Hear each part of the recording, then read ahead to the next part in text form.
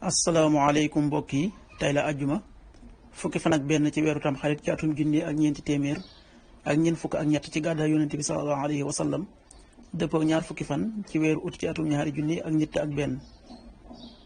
fukki fan ak benn bokkul ci lim yu fàtt yi lim bu rafet la kon tey ci ajjuma ji rafet na ci lépp li ñu ci gën a taamu mooy ko ca daloo ñaanuk bis bi yow yàlla miy wëlbati xol yi yàlla na nga wëlbati sunuy xol jëmee ko ci sa topp la allahumma musarrifal qulubi sarrif qulubana ala taatik.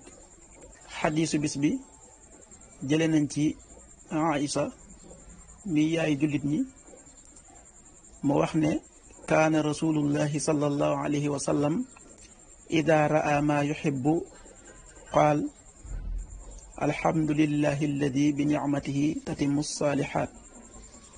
sunu yaay Aysa nee na yonent bi sallallahu alayhi wa sallam saa yu masaan a gis lu mu bëgg day wax maa ngi sant yàlla mi nga xam ne ci xéewalam la jëf yu baax yi di mate.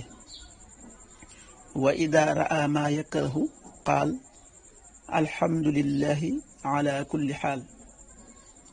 bu fekkee ne dafa gis loo xam ne bëgg ko day wax moom yonent bi sallallahu alayhi wa sallam ne maa ngi sant yàlla ci mépp mbir. xadis bi ibnu maaja moo ko nettali.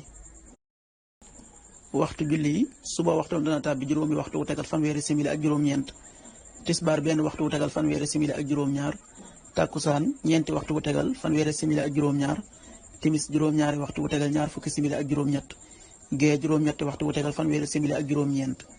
loolu mooy waxtu julli ci Touba ak li ko wër. bu fekkee nekkoo Touba soo ko féetee penku ñaar fukk ak juróom-ñaari kilomètre ju ne wàññil benn simili, soo ko féetee soowu ñaar fukk ak juróom-ñaari kilomètre ju ne yokkal benn simili, soo ko féetee gànnaar wala Saalum téeméeri kilomètre ju ne yokkal benn simili. jant bi dana fenk juróom benn waxtu wu tegal juróom fukki simili ak ñett, di so juróom-ñaari waxtu wu tegal ñaar fukki simili ak ñeent. yàlla nanu yàlla nangul te nangul leen amin.